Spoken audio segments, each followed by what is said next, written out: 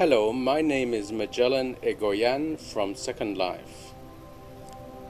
Over the next few minutes, we're going to be meeting with a fascinating Second Life virtual artist.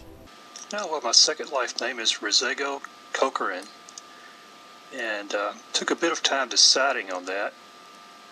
So first I went through and picked a last name that rather appealed to me. Then I started looking everywhere for inspiration, various books, pulled out dictionaries, all that sort of thing.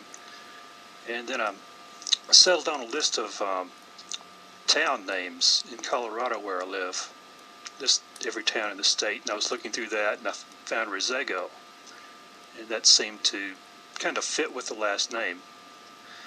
And I looked further, and I did a search on that, and it turns out it's a Spanish word meaning to leave behind, which just seems perfectly fitting. So I leave part of myself behind when I come here. So what is it exactly, Rez, as an artist that brings you to want to work here in Second Life? Well, it's two things. One's the ease of building things here, using the building tool.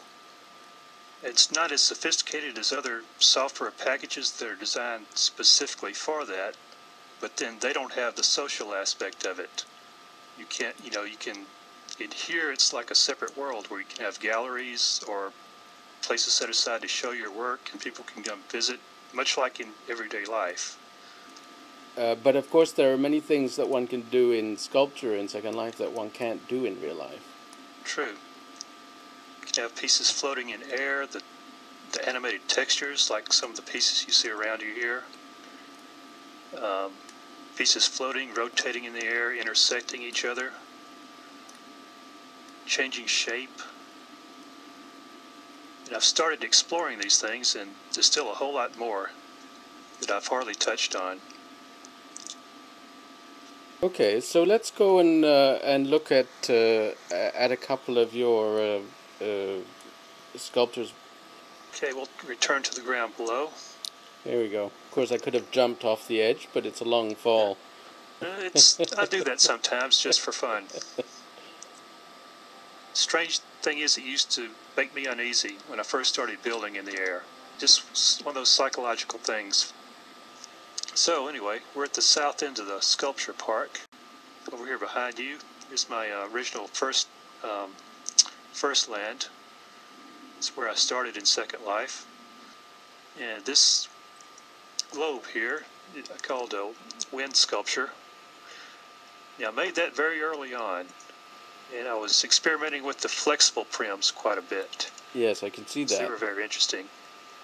And the various elements came together, and so I've kept this.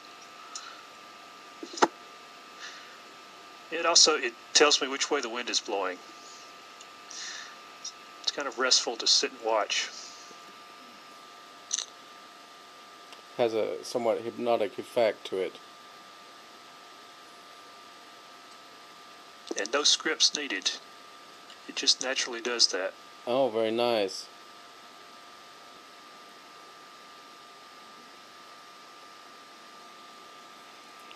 Now, this is one of the sculptures you had at the show, at the exhibition this last month. Yes. And as I was saying, I was experimenting with rotations at the time and linked objects that are rotating. So the key thing I learned is that you must link all the objects together and then put the rotation script in each individual piece. But this, it's solid. You can turn it any which way, and they'll still rotate properly. And again, this is flexible prims in the center. So everything's rotating here. Actually, it's only the flat pieces in the center that are rotating. The rings is a texture animation on it. Okay. They're actually stationary. It's really quite interesting with watching the trees sway in the background. And what's this piece called, Rez? Science and Industry. See, one is the rings are actually black and more transparent, and one in they're grayer and more solid in the other. I wanted to make a distinction between the two instead of just having them identical. So you see the science as being one loop and the industry as being the other, because Yes. when you said science and industry, I thought, oh, the loops are science, and the flexes are industry. Actually, you could go that way also. I hadn't thought of that interpretation, but Very, very nice. yeah. And over here to the left of it is something new. Just made that last weekend. So what's this one called? It's got a kind of a misty feel to it. Yes, this one's called Gateway, and subtitled A Portal to Other Worlds. So we have a kind of a globe in the middle, sort of planet almost. It is a bit like a planet. It's got a texture animation where all the colors are crawling around on it, and the whole top piece is encased in a cloud-like globe. And about how long would it take you to construct a sculpture like this one? Let's see. I started from a piece that I'd experimented with somewhat earlier, the inner rotating rings, and I hauled those out and started adding things to it, and one idea led to another. So I think I spent about 2 hours starting from that to the finished thing here. So are the rings actually rotating, or is it just a texture rotation again? No, the rings are actually rotating. Yeah, and the globe is just a texture animation. Well, the inside globe, the sphere, right, is a texture animation. But all the other moving things you see are actually rotating. So it's an example, too, of how one can do some very effective visionings from a very simple set of scripting tools. True, you don't need truly complex scripts to make something interesting like this. So let me ask you, Rez, what are you working on now, and where do you think you're going with this kind of work? For one example, the glassblower sculpture by Chen Piney, which you see in various places around Second Life.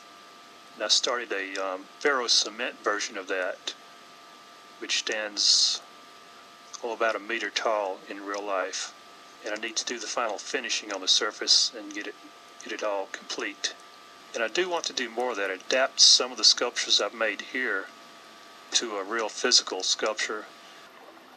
Thanks very much for a very interesting interview, very interesting discussion of Second Life and the possibilities that it offers for artists.